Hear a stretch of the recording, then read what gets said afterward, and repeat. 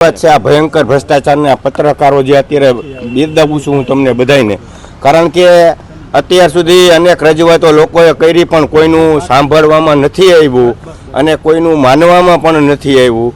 આ ભ્રષ્ટાચારને તમે આ વખતે નીતિમત્તાથી પબ્લિક સુધી પહોંચાડો છો.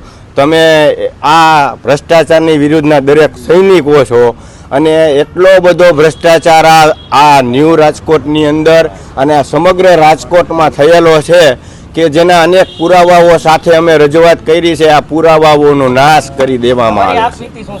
મારી આપવીતી એ છે કે મારી બાજુમાં 96 વારના મકાનની અંદર 2 બેડ હોલ કિચનના 5 માળના ફ્લેટ બની ગયા છે.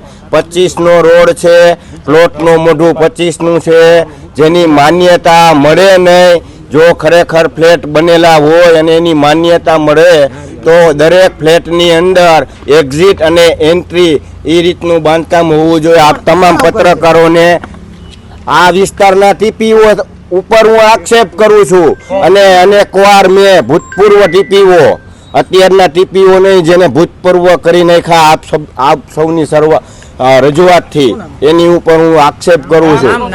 સાગઠિયા સાહેબ છે અને વહીવટ તો કેટલાય કર્યા હોય એ નજર સમક્ષ આવે છે ભાઈ. અત્યારે તમને કઈ રીતના હેરાન કર્યા? મારા માતા પિતા 80 વર્ષના સિનિયર સિટીઝન છે. તેમને ગુજરાત ગૌરવ પુરસ્કાર નાટ્ય ક્ષેત્રે મળેલો છે.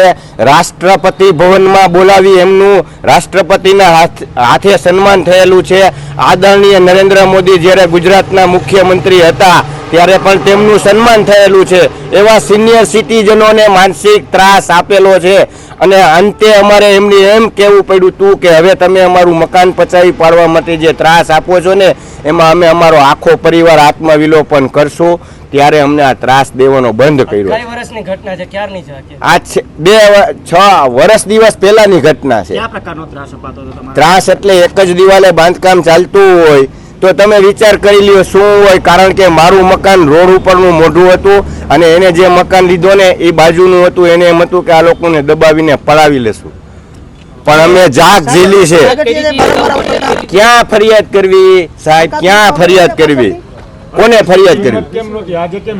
આજે એટલા માટે હિંમત આવી કે આ 42 જણા નિર્દોષ મરી ગયા ને તો આના કરતા આપણે પણ આમાં હોમાઈ ગયા હોત ને સારું હતું. આ આટલો ભ્રષ્ટાચાર ચાલે.